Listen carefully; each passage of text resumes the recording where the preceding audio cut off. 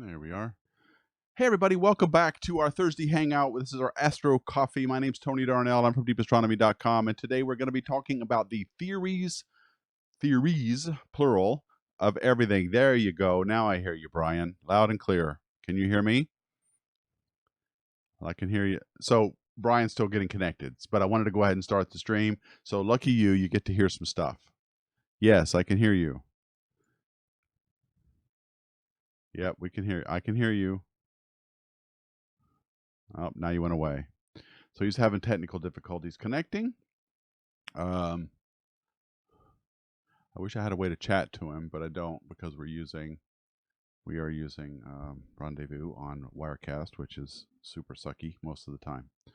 So anyway, I just wanted to start the stream. I'm glad you're here. We'll get started here in just a minute as soon as he gets connected and gets his audio going and everything else. So I'm going to put the screen back up. Just want to let you guys know what we're doing. Be back shortly and talk more about what we're doing. All right, hold on just a sec. All right, let's see. I can't hear you. Can you hear me? Can you hear me? Yes? Can you hear me? You can hear me. Okay. I cannot hear you, but when you first joined in, I could hear you and then something happened. Okay? So I think I'm broadcasting my audio. Yeah, you've got a bad connection. I can hear it. So, well,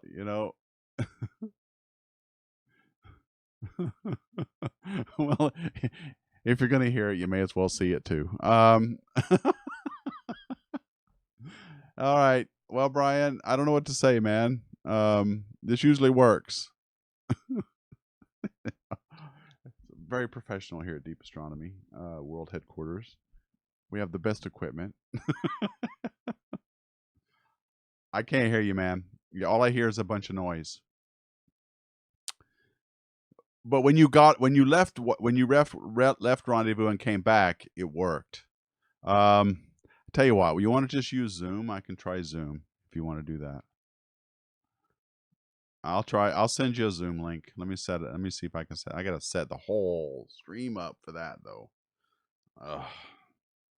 Oh man, because I am totally not set up for stream. All right. With that. Shoot.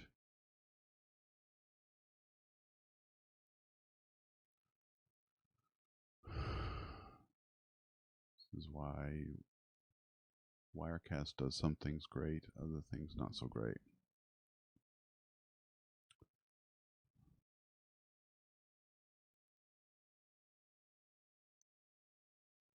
Try leaving one more time and clicking on the link again. If that doesn't work, then I'll send you a Zoom link and we'll just try it from there. Since you can hear me and I can't hear you.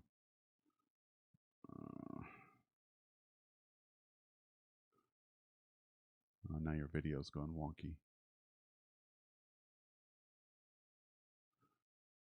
Yeah, I can't hear you.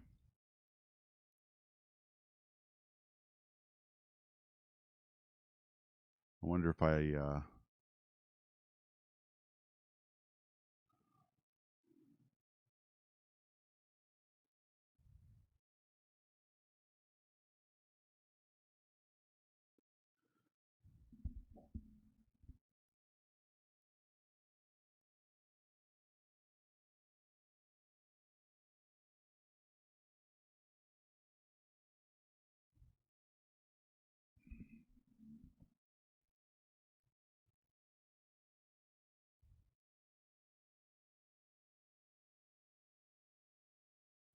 is part of hey James. Yeah, I can hear you. You can't hear me. That's right. It's all part of the deep astronomy charm. Is that what we're calling it, Dugan? James, we're calling it the deep astronomy charm. Anyway, we don't care about the content. Now that is a great line. I'm gonna make a T-shirt. It's a deep astronomy. We don't care about the content. Oh God. Reverse the polarity deep. I know. Plug it up. I love that. We don't care about the content. Uh, have I ever had a conversation with Wal Thornhill? No, I have not. But Brian probably has, to be honest with you. Anyway, it's good to see you guys here. Sorry about the technical difficulties. Every Thursday we try to get together and chat about some of the cool things Brian's been doing, but we can't get him to connect. I will, since he can't even hear me. Well, maybe he can. Um, so Brian, I'm going to send you a Zoom link. Let me fire up Zoom, and we'll just send a Zoom link out, and I'll start a meeting here. Good old Zoom. All right. And I'll just let everybody watch while I do this. All right, new meeting.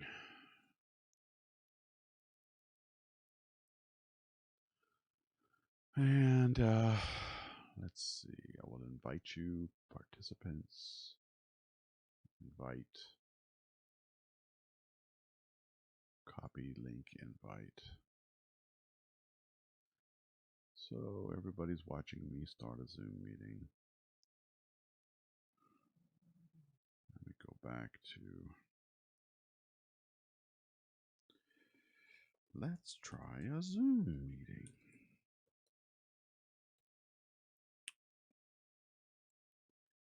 All right, I sent him a Zoom link.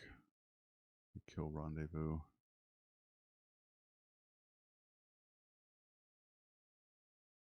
And we'll see if he can join.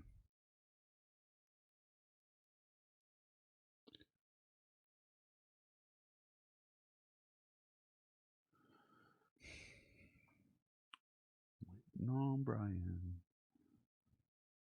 So how are you guys doing? Charm, like it. Yeah. Hi, Dan. It's good to see you. Tom, you also. Ryan. I love that comment. We don't care about content. I think it's great. I think I should make that the Deep Astronomy logo for sure. I can hear you, Galaxia. You sound loud and clear. Talk about the Starships hop. That was pretty cool, wasn't it? The I saw the video of that. Boy, they really have those rockets where they're able to control the nozzles really well. I mean, that was pretty cool hop. I watched it after the fact. I didn't see it while they were doing it, but it was neat. It was really cool. Don't know what to think about it. It's a funky looking ship. It looks like one of those. It's like Elon Musk said, "Hey, you know those 1950s style rockets that we used to put on the covers of all the science fiction novels? Let's make one of those and go to Mars." That's what it looks like. I mean, I'm a big retro guy, so I like that design. It just, I don't know, it just seems like a big polished cylindrical airstream, and which they are going to, I guess, launch on all four uh, landing pads, upright, vertical, which is again interesting. As we all know, landing on Mars is not an easy task, especially slowing down tends to be the problem. So they're gonna, because they've got so much practice with the um, rocket recovery, of the Falcon 9 boosters, they've got all that practice of getting things down and landing them vertically. I think better than anyone else, they're probably able to do that, to pull that off. So it'd be cool to watch.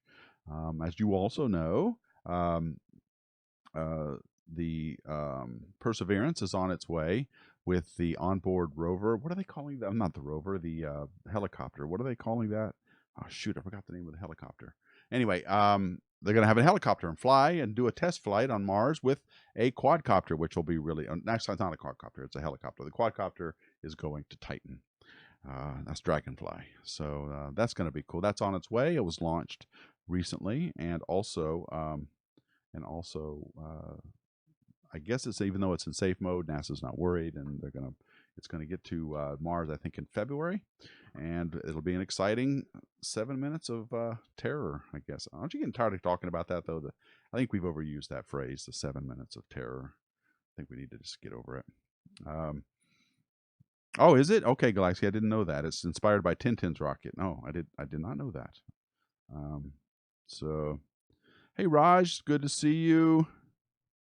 You're supposed to say at this point, talks among yourselves. That's right. One person's waiting. Oh, I always forget I have to admit people. They just sit there. That happened last hangout too. I just let people sit in the waiting room. There he is. Okay, let's see. Okay, I see you again. Okay, I don't hear you though. Sorry, man. Oh, you're muted. Let me unmute yourself. There you go. Okay. All right. Let me see if I can get you added to this hangout now.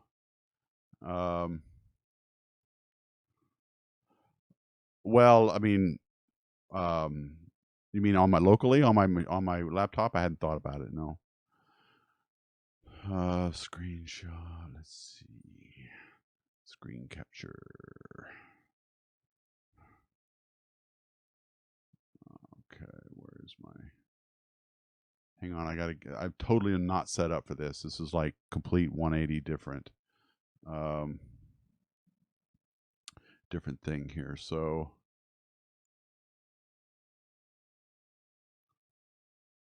no, I don't want the remote desktop presenter. I want screen cap.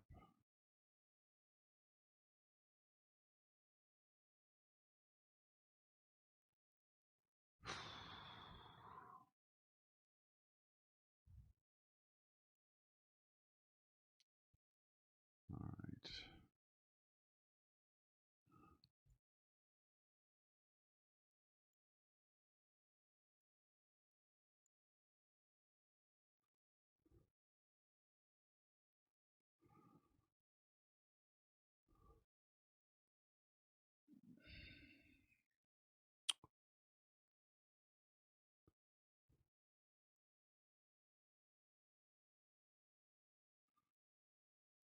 All right.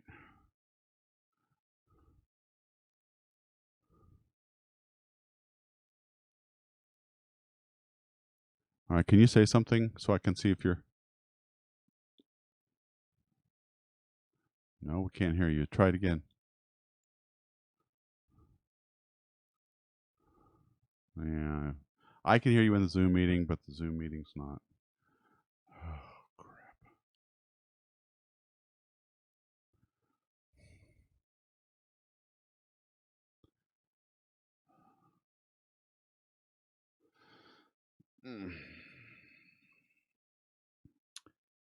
All right. I hear you in the Zoom meeting, but I don't hear you in the stream. So,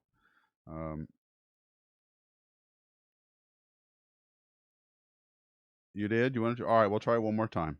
Go for it.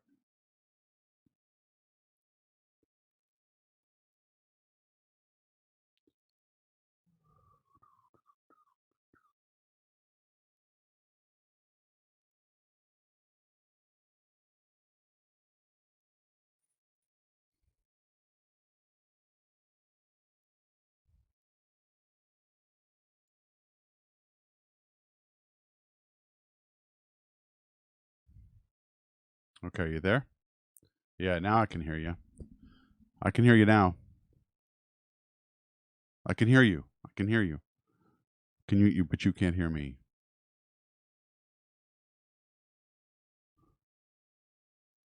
Oh, crap.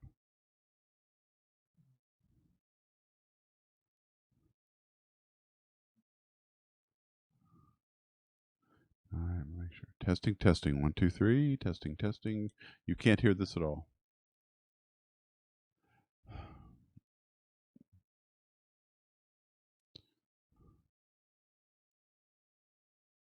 I can hear you.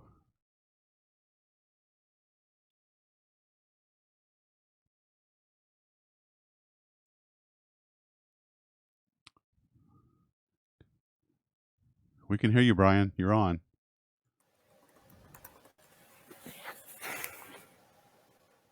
Do a test. Oh, you can't hear me now. Yes, I can hear you. Yes.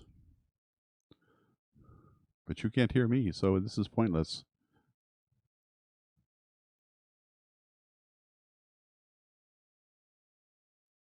You hear me?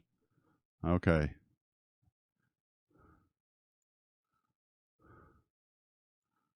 All right.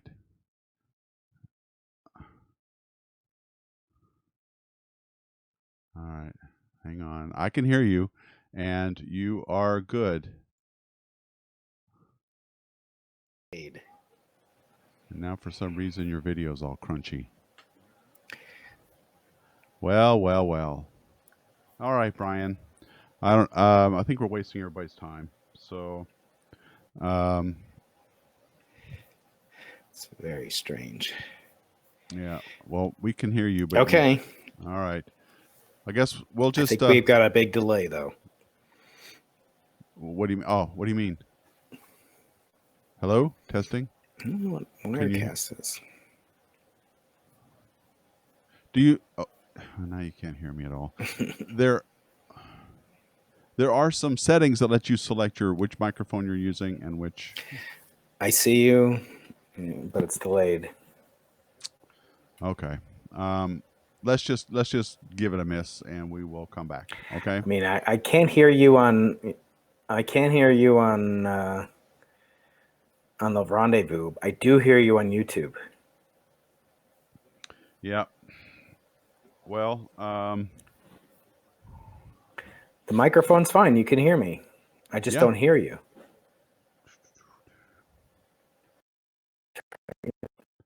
All right. Oh, let's see. Can you hear me now? Testing, testing. Can you hear me? Okay. Oh, you just quit. All right, guys. Sorry about this. This is nonsense. We'll just, well, for whatever reason, we're not connecting. So it's, yeah, it was working, but he couldn't hear me. So what's the point, right? I mean, it couldn't have a conversation. So I guess we will go ahead and call this. I mean, I'll stream for a few minutes, and I'll just let Brian know that we'll just have to do it again next time.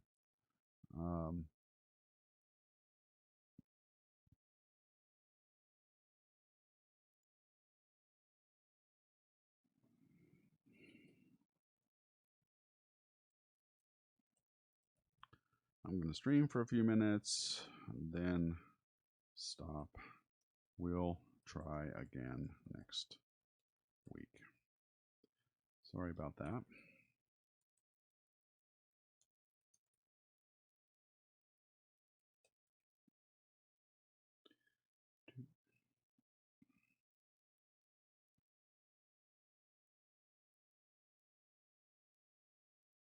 Okay, so anyway, we'll just chat amongst ourselves for a while, shall we? Okay, I won't leave. The thing is, if I restart this stream, guys, and it'll go to another URL on YouTube, right? The minute this stream ends, it's going to end on YouTube, and then if I go start the stream again, it'll start a new event, and you'll have to find it and all that other crap. So we may as well just stay where we are. And God, there's 54 of you. I'm really sorry about wasting your time, guys. This is not cool. This is not very professional, but I can't help it, and it's not my fault. Well, you know who I blame? I blame anybody but me, because that's what we do now in this country. We don't blame ourselves. We don't take responsibility. Not my fault. I didn't do it. So so I don't know what it was. Yeah, I could use Skype or Zoom. And in fact, I think I'll reset this up for next week to do that. The problem is I've set this up for Rendezvous. Rendezvous is the internal thing that Wirecast has that lets you have up to 7 guests. And you pay a lot of money for that feature, right? And it works sometimes, but in fact, that's what I've had Brian using every time we've done this. It's not working today. This has been a problem with this interface. Is this exact thing? Sometimes I can hear it. It can't hear. The guys can't hear me, and it just turns into this long drawn out, hello, can you hear me kind of thing. But that means every shot that I have set up, there's this one. I have to reset up this shot that I had of Dr. Brian Keating. Of course, he's gone now, and then I have to set this shot up with him in it as well. All of those shots have to be reconfigured through Zoom. Now, it doesn't take that long, but it's like 5 minutes of me to sit there and reconfigure while we're doing all this, and it's just silly. So I'm gonna just we'll pick it up next week, and uh, the amount of times I've got it right, you are ahead anyway, just by having worked it so much. Andrew, you've been with me. You and Galaxia, you guys have been with me from the worst. We've had some bad hangouts before. I mean, there's been times where the video and audio quality are so bad we can't even hear what's going on. Sort of a trademark for me, actually, is how bad my production quality is. So so anyway, you guys, but I do my best with what I've got, and there's been times when it was a real bummer because I've had some amazing hangouts lined out only to have technical difficulties with somebody or somewhere. And but you're right, after a while I've gotten kind of used to this. So I don't know. Well, let's talk for a little bit about stuff. We mentioned briefly that Elon Musk is doing some Starship things.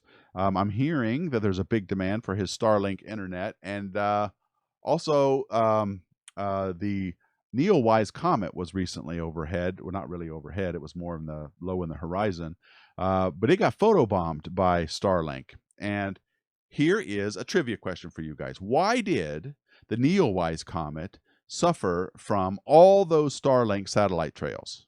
Now, I've explained to you in the past in previous Hangouts where the Starlink star trails or satellite trails are the most problematic. And see if you can remember. I mean, this is YouTube. I probably did it on Twitch, but some of you watch both. And see if you can figure out why that was a problem for Neowise only, and why haven't we been seeing more photobombed objects or astrophotos from Starlink satellites than we have been? And in 5 minutes I'll tell you why. But yeah. So anyway, there's a huge demand. It turns out he set up. I guess they set up a beta sign up program for Starlink, and they had like millions of people sign up for that. And I won't deny that Starlink is a very good idea in terms of what it's trying to do. Worldwide internet coverage, no matter where you are. You can really only do this via satellite with the things he's trying to do. I don't know if he's got the latency problem dealt with. Latency is time it takes for the signal to be transmitted and then received in low Earth orbit. It can be quite high for the current satellite internet providers like HughesNet and all that kind of stuff. They're really super high latency, also very slow speeds. If he can pull this off, this will be a really badly needed technological boost for anybody who needs internet, especially for poorer countries and people in rural areas who can't get decent internet. I mean, I still live around people in my area of Florida that can't get any internet. I complain about Spectrum all the time. That's the only choice I've got, but at least I've got something coming into my house. So a lot of people around here, and we're talking within a couple miles of me, don't have anything. And they can see their neighbors across the street have internet, but they don't. And so that is, to me, ridiculous. And would be solved by Starlink satellites if it comes through. So on that front, I'm extremely excited about what the Starlink satellites are going to do. What I am not excited about is things like what happened with Neowise getting photobombed and everything else. So I'm torn on that whole subject. Okay, here's why. Let's see if you guys came up with any. What a photo of the Earth. Okay, so you don't have any answers for why. So there was a study done on the Starlink satellites in particular and what kind of damage they would do to astronomy. And this was done by the European Southern Observatory. And this was back, I think it was in February, the study came out. It was sometime in the winter. And the conclusion was that professional astronomers are going to suffer, but the ones that are going to suffer the most are going to be all sky surveys that look at the entire sky every night, like the LSST or the Vera Rubin telescope. That is going to be affected because it's going to look at the whole sky, and it's primarily going to be affected in the dusk to dawn hours, and because of the geometry of the situation. So you've got the sun low in the horizon, reflecting light off of a satellite in low Earth orbit coming back down into our eyes or on our detectors. So the reason Neowise was so badly affected by that, because if you'll remember, that comet was visible primarily in the early morning and then later on in the early evening, a couple of weeks later. And and it was toward the direction of the sun. So the sun's light was coming in at a very oblique angle, reflecting off those satellites and coming down to the detectors on Earth. And it turns out that the hours in the twilight and in the dawn and dusk twilight hours are when those are the most problematic. In the direct, when the sun is set below the horizon and we're in full darkness, the sun can't get to the satellites because they're in the shadow of the Earth, and we don't see them being reflected as much. So that's where they're going to be primarily affected. And I think the number of astronomical observatories, the maximum amount of corrupt observations was going to be something on the order of 30%. And that was, again, from those dark sky surveys. Now, all sky surveys. And what this study did not address was the radio. This was in optical wavelengths and infrared wavelengths. They did not address the radio wavelengths, which I'd be very interested to see. How would ALMA, for example, be affected by the Starlink satellites? I don't know. So,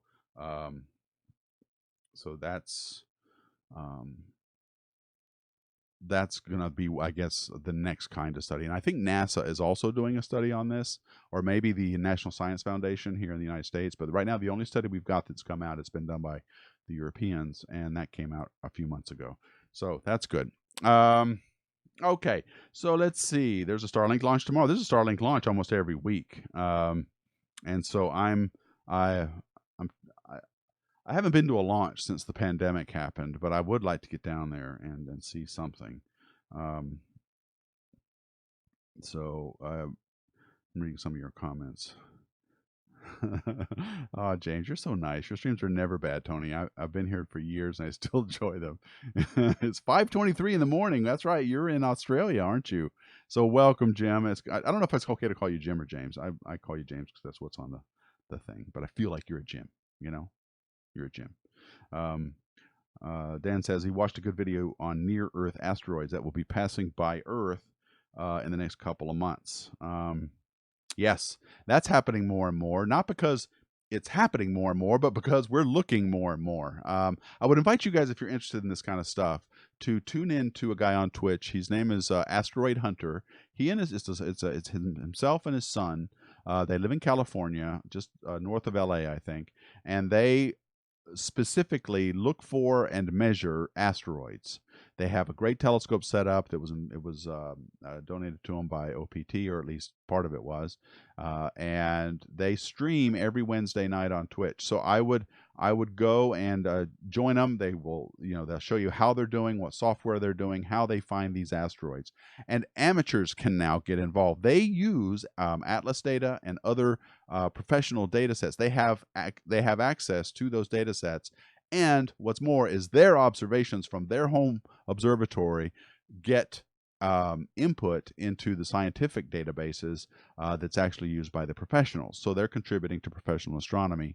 They had to be vetted and pass some kind of data quality vetting, but they did that, and now their data is also being used when they confirm orbits. They get orbital elements. They confirm different asteroids out there. So it's not that we're seeing that more near-Earth asteroids are happening. We're just looking more and we're seeing more. And it's a good thing because there's a large percentage of near-Earth asteroids that we do not know about.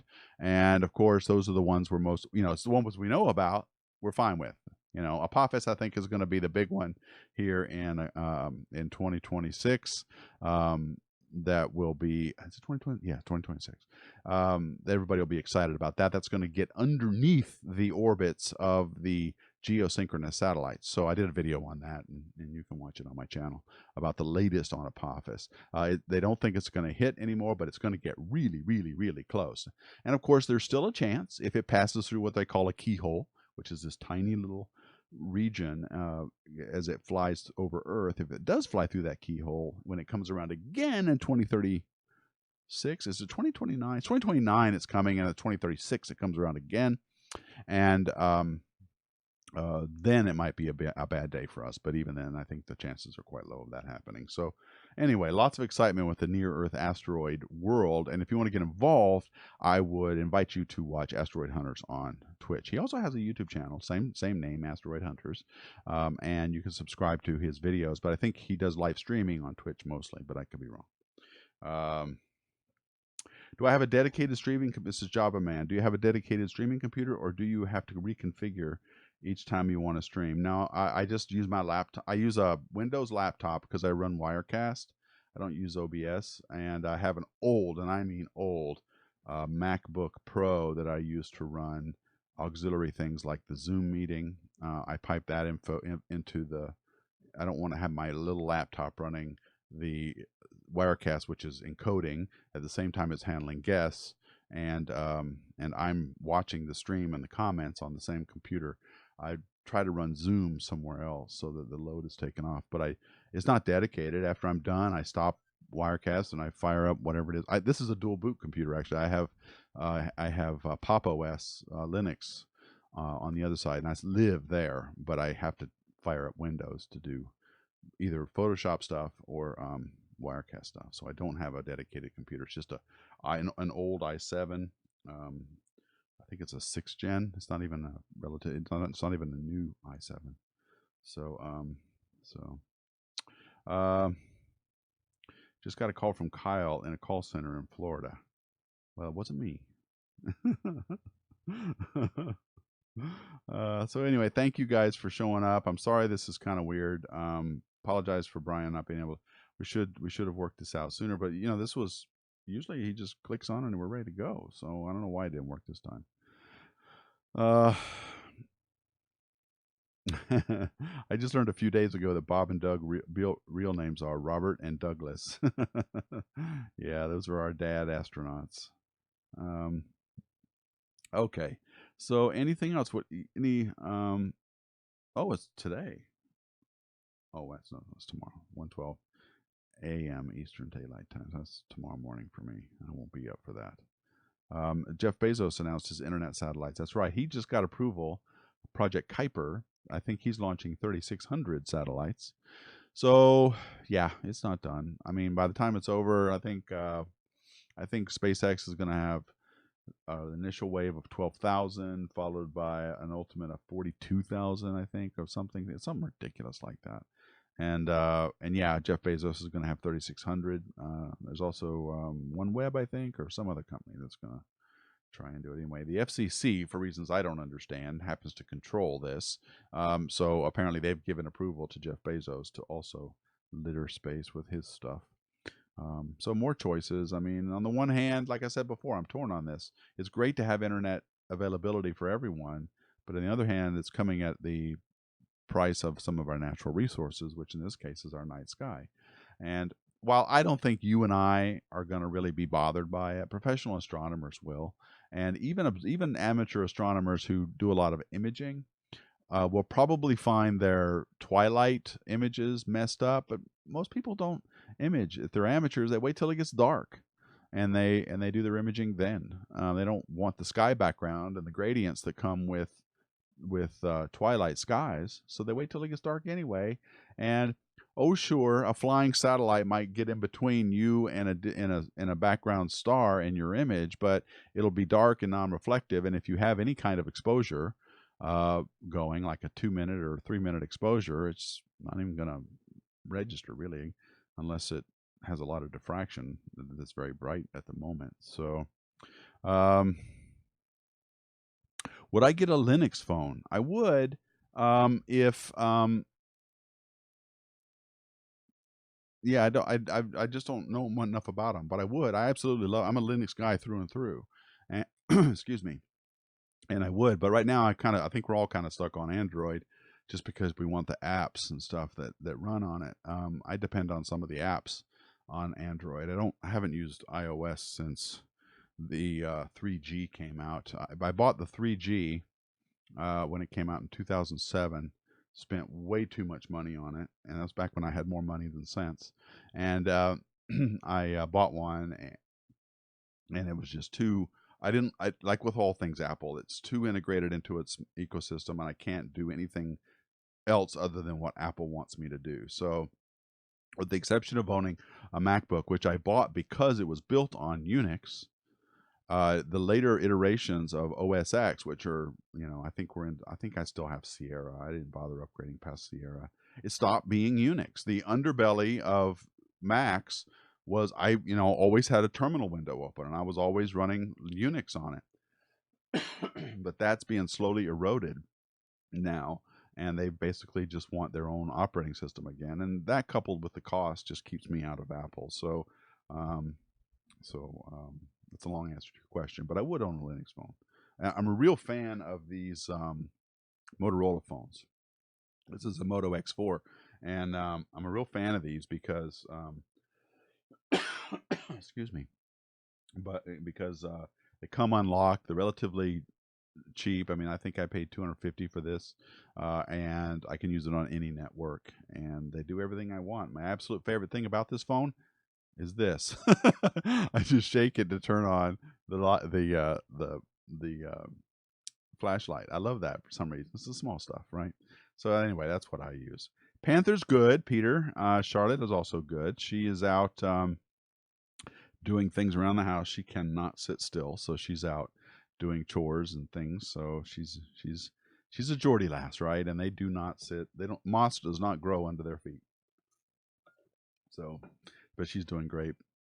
And Panther is I don't know. He's just Panther. He's losing it. So um, he's getting more and more scared of things. This is the time of year where we have a lot of thunderstorms, and he of course flies under, or he gets freaked out every time the lightning strikes and stuff and come around, and so he's basically a basket case. We've had to actually get him muscle, or not muscle relaxants, but what do you call those things? Anti anxiety medicine. We had to, for our dog. We had to get that. And for a pit bull, you definitely don't want an anxious pit bull. They will scratch you up. So anyway, they're doing good. So it goes Smitimus. Smitimus. Imagine if these things couldn't be deorbited. That shit would float around there for decades. Yeah, well, the thing is, they have to have a plan for. The one thing they do have to show before they're given permission for this is they have to have a deorbiting plan. And one of the things that made Elon Musk mad was that Jeff Bezos did not provide the FCC with what he felt was a proper deorbit plan. What are you going to do when these things need to be deorbited? He did it for Starlink. So everything that goes up nowadays has to be shown how they're going to get it out of there again when it reaches its end of life. So that's a good thing, I think. Get a lozenge. Let's see. CBD oil, that works. Okay. No, not an antidepressant. It was an anti-anxiety thing. I used to know the name, but my mind is going. Was it OneWeb? Was that the name of it? Maybe that was the name of the company I was trying to think of. Yeah, in our we couldn't get I couldn't get Brian on, so we're going to do this next week. We had technical difficulties, and I'm just sitting here babbling. So sorry about that. The theory of everything discussion will happen next week. Now, for those of you who don't know what a theory of everything is, I'll just give you my little opinion on this topic. A theory of everything is something that scientists have long thought should be a part of our understanding of the universe for reasons I've never quite understood. The more we learn about the universe and the cosmos, whether it's general relativity or down to the quantum field levels or all of this kind of stuff, scientists have this dream. They have a dream of having a theory, one thing, an equation, perhaps, that fits on a t-shirt that explains the entire universe. It is a goal they feel that must be there. It is a biased goal because there's nothing around that says this needs to exist, that there doesn't need to be one theory that explains everything, that everything doesn't have to be interconnected. At least this is my opinion. Now, I'm coming at this from a intermediate knowledge of science, certainly not an expert level, but I consider myself intermediately qualified to talk about this, and I don't think that there's any kind of need to have a theory of everything. But yet, astronomers, physicists, everybody who thinks about the large scale structure of the universe as well as this very small scale structure of the universe thinks this should be possible, and they look very hard. Einstein spent most of his life looking for a way to combine his theories of relativity with the theories of quantum mechanics and the very small, and to no avail.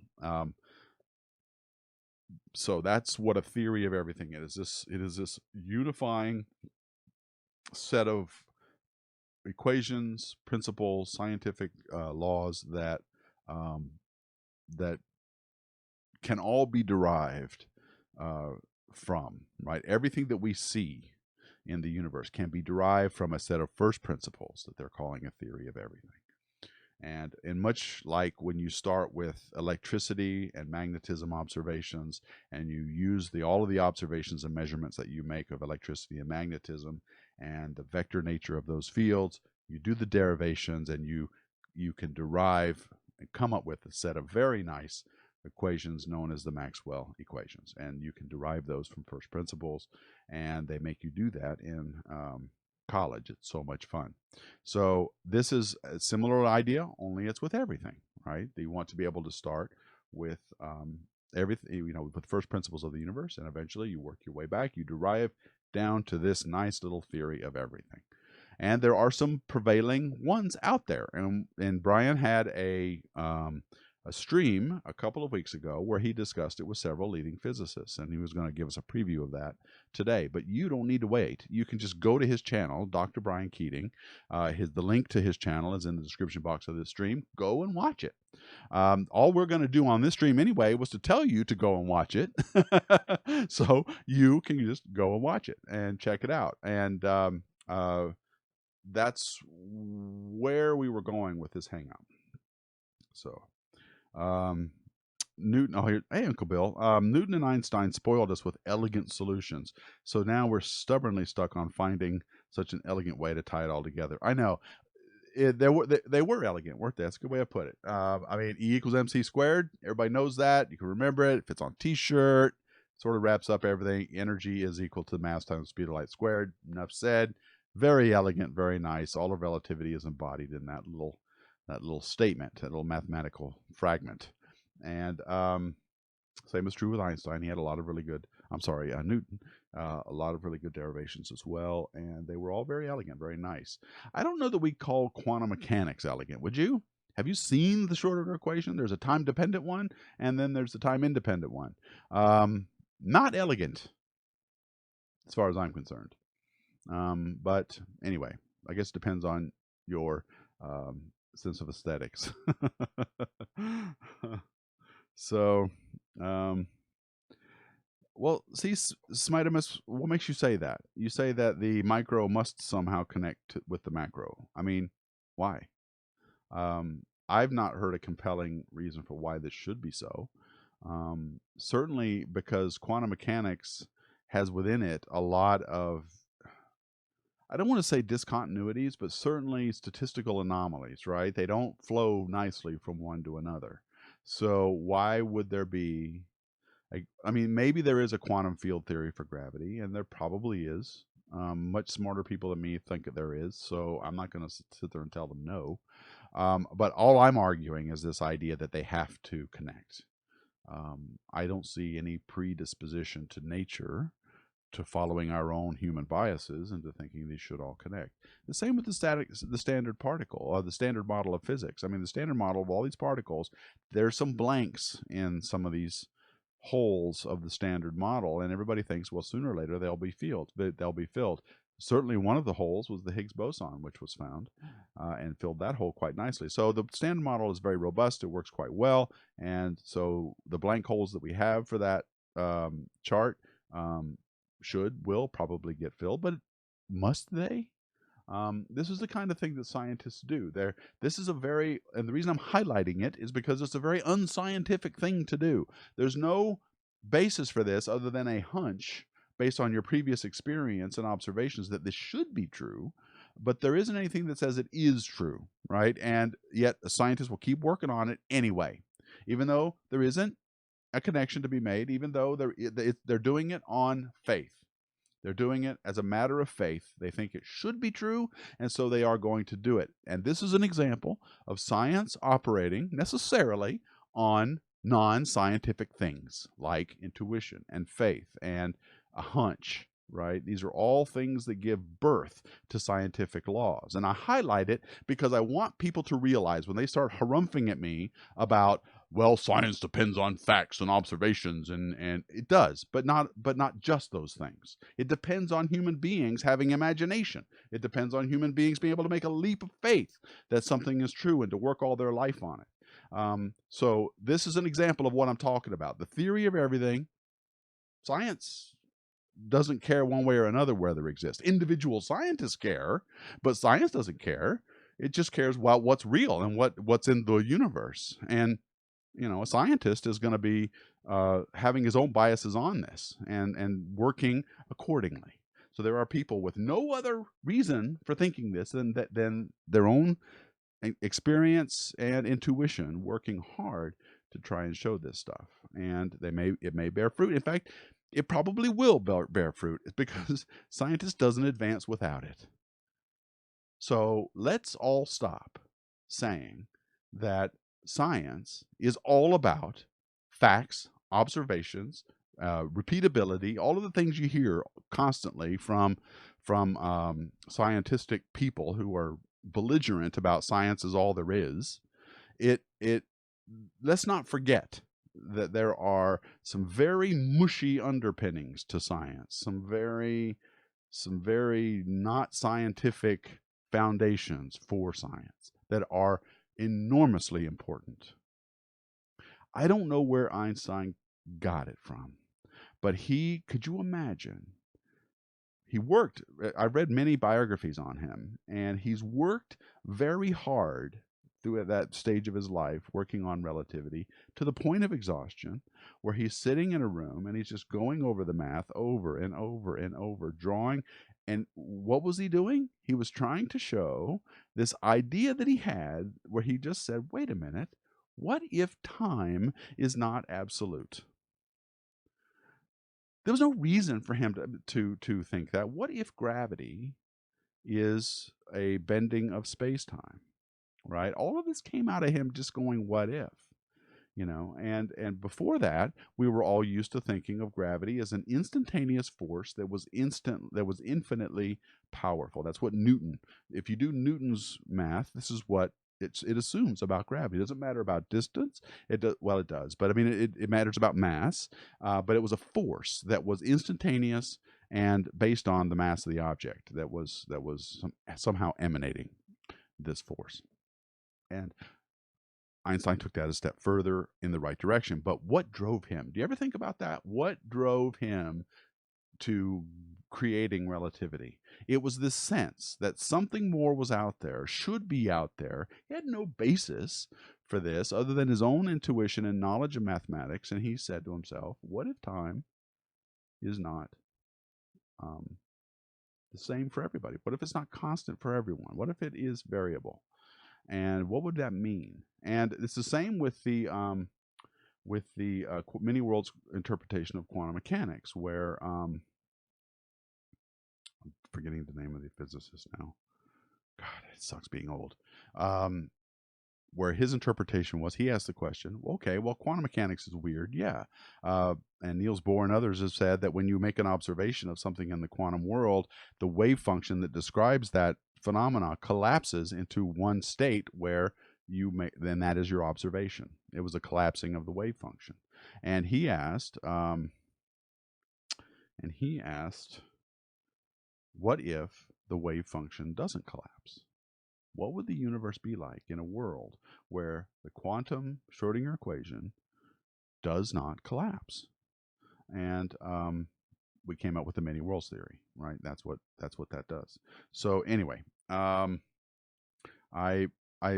don't know why I got off on that other than to just say to you, this is an important thing to remember about how science is done. It's probably a theory of everything. What do I know? But there doesn't have to be a theory of everything. And it's being worked on by people who are quite intelligent, very smart, and think there should be. And they're doing it for reasons that are not scientific. That is my point. Okay. My argument is that the mushy underpinnings will be solidified eventually. It's yeah. Um, I didn't demolish Sean Carroll. I love Sean Carroll. He's my favorite physicist. I love him. In fact, one of the reasons I don't make as much content anymore is because he is now making content, and it's really, really good. And I like it so much that I don't like doing things if I feel like it's being done well somewhere else by somebody else. And Sean Carroll is the man. He's the bomb. He happens to think the many worlds theory has a lot of merit. I don't agree with him on that, but I love him anyway. I mean, he's just the most articulate guy I will ever know about. I think the world of him.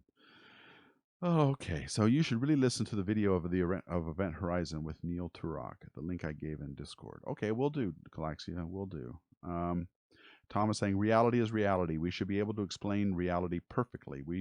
It would be awesome if it was elegant, but I doubt it will be as elegant as relativity. Okay, very, very well said. World Science Festival's latest video is on string theory. Haven't watched it yet, but that will be later. Yes. Not a fan of string theory either. I don't like it so much, I almost don't call it science, but, I'm not the arbiter of that. Elegant equals short. Very true, Tom. The macro must somehow connect with the micro. Yeah, that's some years ago. This is from John Suffel. Some years ago, a mathematician was wasting a bit of time working in 15-dimensional mathematics and realized he's come up with a unified field theory. I'm sure we're gonna eventually, this is all gonna condense. All this obscure work that's been done by people who've never gotten any attention for it is somehow gonna condense into something that goes, oh, this guy, Everett. That's how my mind works. Everett was the name of the physicist who came up with the many worlds interpretation. Okay, sorry, I know that sucks. You're talking to an old doddering fool now. But Everett was the guy. But he worked in relative obscurity. See, I can bring it in. I can bring it into what I was talking about. Everett worked in obscurity until people started to think, well, maybe the Copenhagen theory is not quite the way we want to go. Maybe this many worlds thing we should look at a little bit closer. So there's a lot of people that like who's John has just pointed out, working in relative obscurity that would, I think, one day will be famous. Andrew Planet, perpetual hydrogen we need a perpetual hydrogen making mechanism and the resultant nucleosynthesis proposed as a theory of everything. Life needs that to exist, and life without the universe would not be aware of itself. Perpetual hydrogen making mechanism and the resulting nucleosynthesis proposed as a theory of everything. You mean have everything start with a hydrogen atom, source of hydrogen atoms? I'm not sure I said that correctly, so correct me if I'm wrong. How can can you explain how the laws of thermodynamics govern the universe? Not right now. I'm a little tired. Let's see. Neil Turok is better. Okay. Then who? John Michael Gaudier. Yeah, I talked to him, JMG, on our Space Junk podcast. Which, by the way, if you don't know about Space Junk podcast, please listen to it. I try to do it every week. Dustin and I. It's from OPT, and it's the main thing I'm doing content wise. So please listen to it if you have not. I posted a new episode last week, and I'm recording another one tomorrow. So, and we're going to be talking about the Cassini mission to Saturn. So that'll be on Space Junk podcast. So please, it's on Spotify and every other place. So, okay. So Andrew Planet. So if galaxies are traveling at a certain speed, is time traveling faster as a whole than a star orbiting within at a slower speed around that galaxy? Let me just read that again. So if galaxies are traveling at a certain speed, okay, is time traveling faster as a whole than a star orbiting within at a slower speed around that galaxy. Okay, I think I got it. So the galaxy is traveling at a certain speed, okay, relative to the other galaxies. Because it's relativity, you have to say relative to what? And it is relative to other galaxies. And in that sense, the galaxy itself is not experiencing any time difference at all within its own travel out of the universe, let's say, via the expansion of the universe, right? And compared to all the other galaxies, the time is traveling at a different rate, faster or slower, depending on its speed relative to those galaxies. But then I think you're asking, is the stars within that galaxy traveling at another speed even yet? Well, not relative to the galaxy, no, but relative to other stars, depending on the rotation rate of that galaxy, yes. So relativity has an effect at anything approaching, say, I don't know, zero point 0.1 or even more of the speed of light. You can make measurable. Well, it's not even. You can do it with much smaller than that. Hell, GPS scientists going or satellites going around the Earth have to compensate for using relativity. So it doesn't take much. So everything is at a different time than everything else. In fact, you are traveling at you're in Gibraltar, if I understand right, Andrew Planet. I'm at sea level. You're actually traveling at a different rate, and your time is actually traveling at a different rate than mine. I think you're getting a few billionths of a second on me. Yeah, time is traveling slower for me than it is for you because you're higher up and you're traveling faster. So yes, all of these things are connected, right? And the magnitude of those connections just depends on the speed relative to the other things, right? Your speed in Gibraltar relative to mine here at sea level is measurable and true. The same would be true of the star within that galaxy. So it's moving relative to other stars in that galaxy. So yes, its time is traveling at a slightly different rate, as elapsing at a slightly different rate as other stars within that same galaxy. That galaxy is also, as a whole, traveling away from other galaxies, and its time would be shifted accordingly, depending on how its relative speed to other galaxies around it. So yes, you need to always, though, define your reference frame.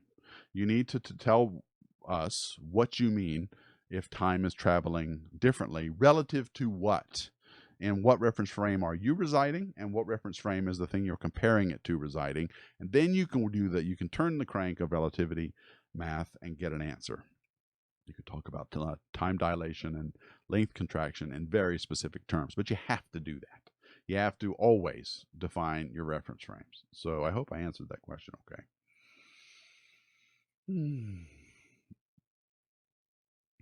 Time is relative, so have a whiskey. Amen, brother.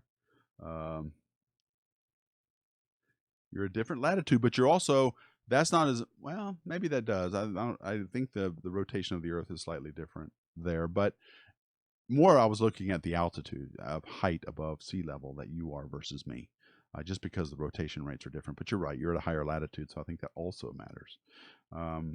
All right, so I'll see you, John. Take it easy. I'm going to head out too, folks.